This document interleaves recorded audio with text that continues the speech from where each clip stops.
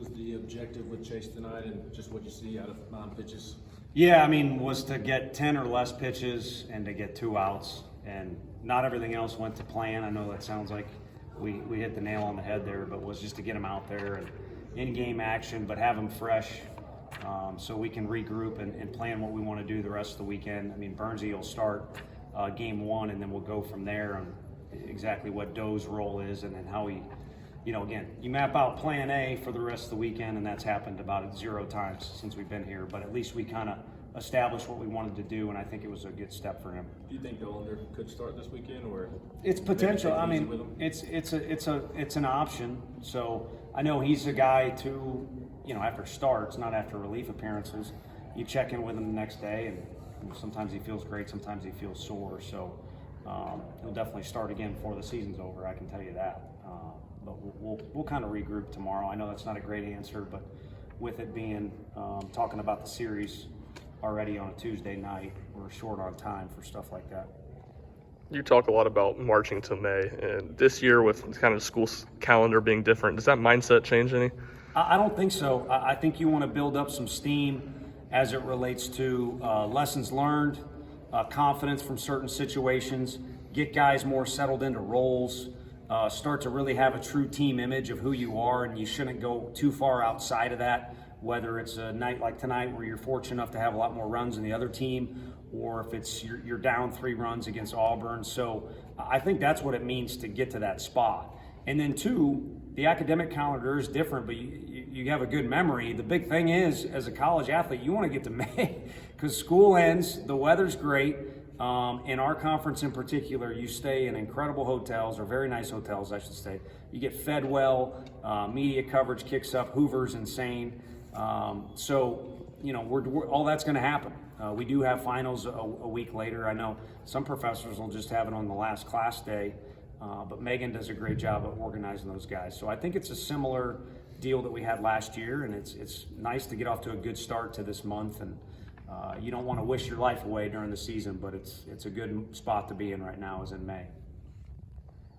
Coach, you all broke the program record for single-season home runs. Just to watch your team accomplish it in as little amount of games as they did compared to the 1998 team, I mean, how cool is that to see for you that they're just smacking them out of the ballpark like that? Yeah, no, it's good feedback for them. I mean, one of these days when they're around their grandkids or whoever, they'll see that records are made to be broken. And there's also different circumstances for everybody. I mean, Coach Elander can hit it further than any of these guys still today, all of them. But my first year being around him, they changed the bats.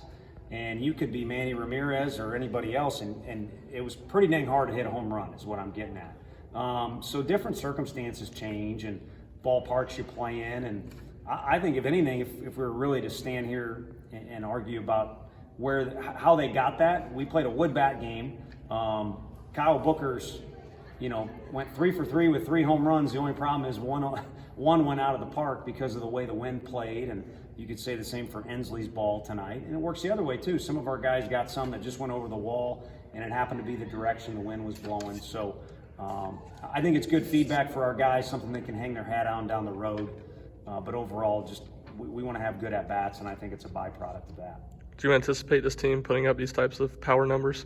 I think a little bit because of the work in the weight room and the cages.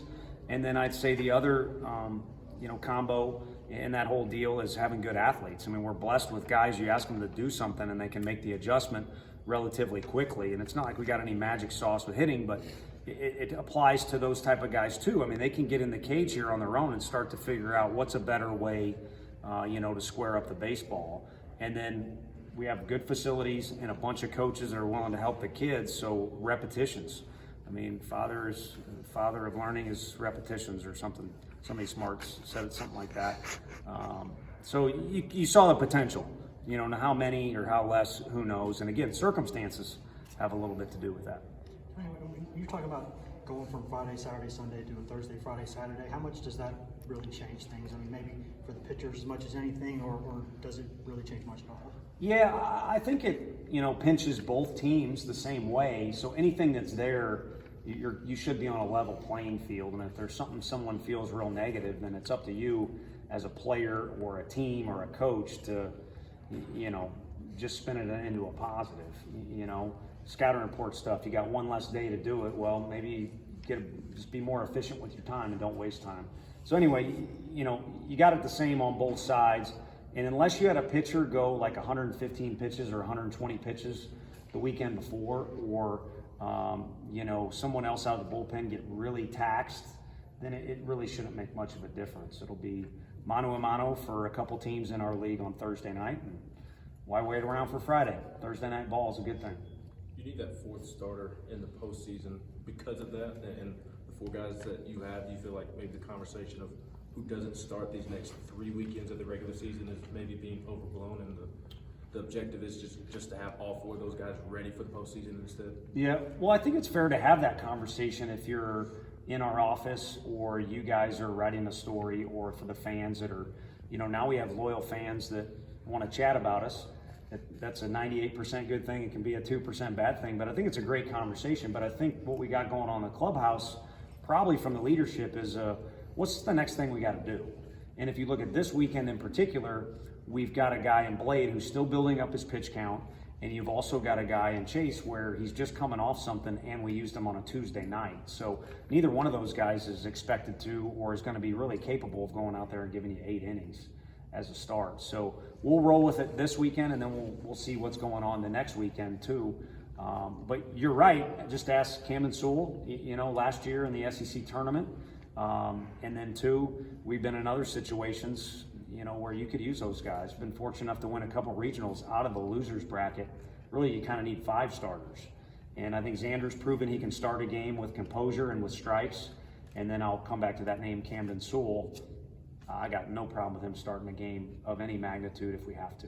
Any extra excitement heading into the weekend, considering y'all get a chance to clinch this East? No, I didn't know that till you told me. Maybe they have that. I think they're more interested in Sono tacos right now in there. But I think, you know, it's bad to say this, I think, because you need to get hyped up for these weekends. They're so excited. I mean, look at all the stuff that went on last weekend. It was everyone just called it hard fought, and it was. 2 postseason teams that are pretty good, and I expect similar this weekend. You know, I think if there's any heightened sense of anything, it's a divisional opponent, and so there's a lot of familiarity, and you're wanting to win your division. But at the end of the day, I've kind of followed their lead, and it's kind of been what's the next thing we got in front of us. And, you know, to be honest with you, the next thing we got in front of us is you got to go to class, you got to pack, we got to lift, and we got to get up there. But once we get up there, it'll be fun. One of many places in our league where they've spent a ton of money, and it's a really nice facility, similar surface to ours, which will be good. There'll be some familiarity. And one of the things I'd kill to go back in time and do as a player is do those night practices before the series starts. It's just, there's a heightened sense of everything, and it's a lot of fun. Is there something to be said for having the opportunity to do that with 3 weeks left? Yeah, I think what these guys have done is, you know, kind of roll success over. You know, you can't roll over minutes sometimes on your phone or whatever, but they've kind of rolled success over, and it counts. I mean, you've got stuff in your back pocket that's useful. Down the road, it's kind of bought us leeway. I mean, you can look at this game however you want to, but I know the coaches standing next to me would agree. We did some risky stuff in this game, you know, where you put yourself out there and easy. If something doesn't go right, where you could be asking me different questions like, how are you going to explain that, you know, to the fans if you lose or something doesn't go well? So, you know, for me, I think it's a positive that our guys are in that spot. But more than anything, you know, next task, we got to do it as well as we can, and we should be able to do it in a different, you know, type of manner than in February, because there have been some great lessons learned, especially last weekend. 2 more guys. What have you seen from Kentucky that might pose some challenges for y'all this weekend? Their starters throw strikes, you know, and then their hitters. I haven't looked at all the scores, but, you know, just based off some things I know, and we know a lot of guys on the roster because it is close in proximity. There's some recruiting, you know, lapping over there. It seems like when the offense gets going, they're capable of doing some explosive things. But again, divisional opponent, really, it could be any SEC team.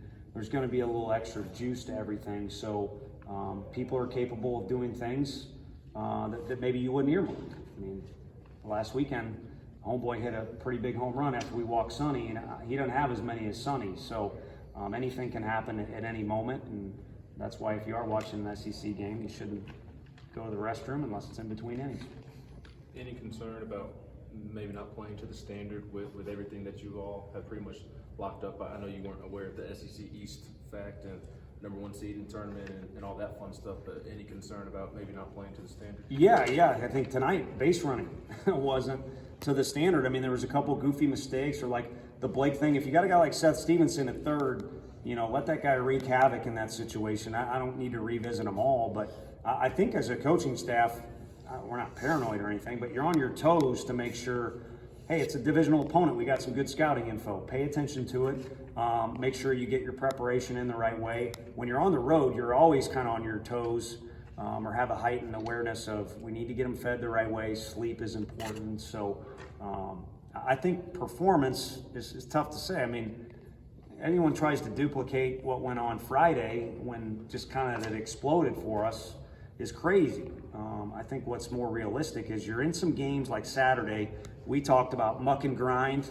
There's going to be one of those every weekend, and then there's going to be one that's really tight for whatever reason. It always seems to be on Sundays. You look at our last 2 game 3s, you might as well wait until the 9th inning to check out the scoreboard, because it's probably going to come down to that, in one of those games. So that's kind of the way I see it.